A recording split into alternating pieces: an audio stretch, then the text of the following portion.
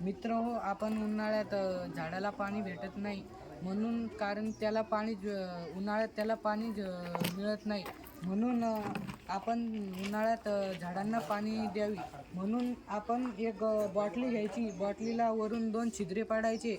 मग ते झाकणाजवळ एक छिद्र पाडायचं. मग काठी घ्यायची. मग ते हळूहळू थेंब थेंब पाणी झाडाला पुरतं. मग अशा प्रकारे झाडाला पाणी पुरतं. आणि आपण दरवर्षी झाडं लावायचे, दर महिन्याला झाडे लावायचे आणि त्याला जगवायचे. जय हिंद, जय महाराष्ट्र. मित्रांनो, आज आपण उन्हाळ्यात जास्त ऊन पडतं म्हणून आज आपण उन्हाळ्यात झाडांना पाणी कसे द्यायचे याच्याबद्दल 2 शब्द बोलणार आहे. आज आपण पाहणार आहे की उन्हाळ्यात पाणी कसं द्यायचं. पहिले एक बॉटल घ्यायचं, त्यावर 2 छिद्र पाडायचे, त्याच्यावर एक दोरी टाकायची आणि झाकणाला एक छोटासा छिद्र टाकायचा आणि त्याच्यामध्ये एक छोटीशी काडी टाकायची. त्याच्याने थेंब थेंबून खाली पडणार आणि ते खालचे जे झाड आहे ते पण उन्हाळ्यात हिरवगार असते आणि तेच जगेल.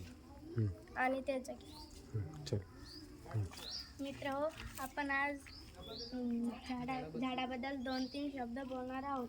तर उन्हाळ्यात झाड जगत नाही म्हणून आपण एक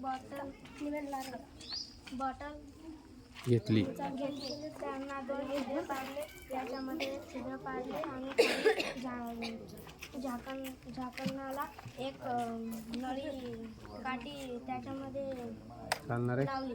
तर त्याच्याने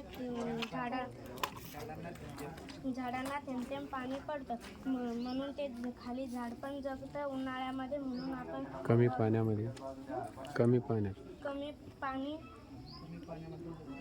पाण्यामध्ये जगते. जय.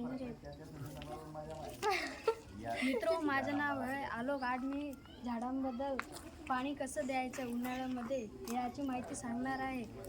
पहिले आपण एक बॉटल घ्यायची, त्याच्यामध्ये 2 छिद्र काढायचे, त्याच्या झाकणावर एक बारीक होल काढायचा आणि त्याच्यामध्ये काडी टाकायची आणि त्याच्यावर एक दोरी बांधायची आणि त्याला काडीने सहारा द्यायचा आणि त्याच्यामधलं पाणी ते बुंद पडेल आणि त्याला मरेल नाही. आणि उन्हाळ्यामध्ये त्याला पाणी भेटेल आणि ते जगत राहील. आणि कमी पाण्यामध्ये